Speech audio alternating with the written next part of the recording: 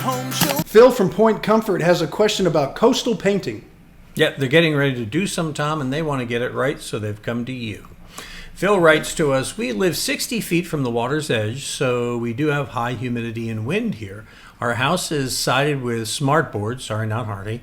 What is the best paint and caulk to use in our conditions? Well, my answer is very simple and very straightforward.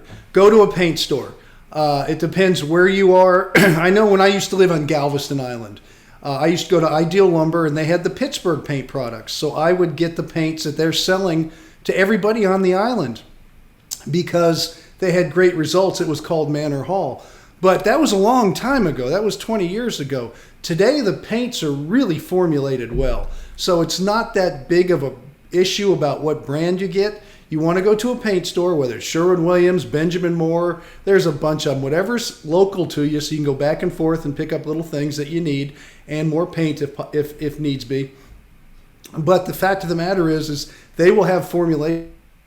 And just trust what they tell you is what everybody's using, because you're going to find paint today is the paint industry really fixed a lot of their problems. And the paint today, the paint industry is selling really high quality products, and you're going to get a good life out of it. Whatever local paint store you go to should be very helpful.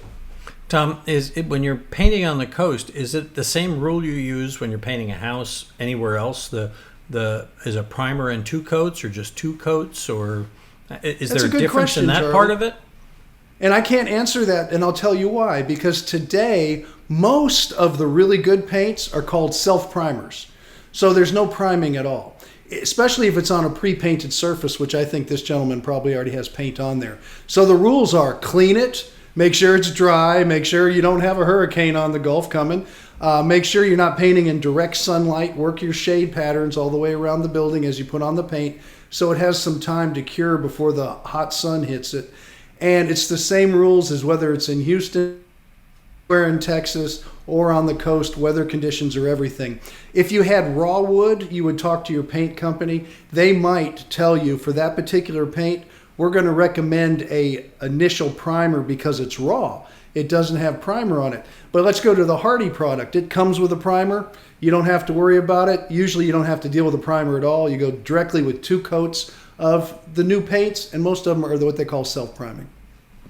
If you got a question, you want Tom to help you like that, go ahead and visit HomeShowRadio.com. Click on that blue Ask Tom button, fill out the form, send us your question, pictures, anything else you can do to help us understand what you need, and we'll answer it and post them every day at HomeShowRadio.com, our Facebook page, and of course our YouTube channel.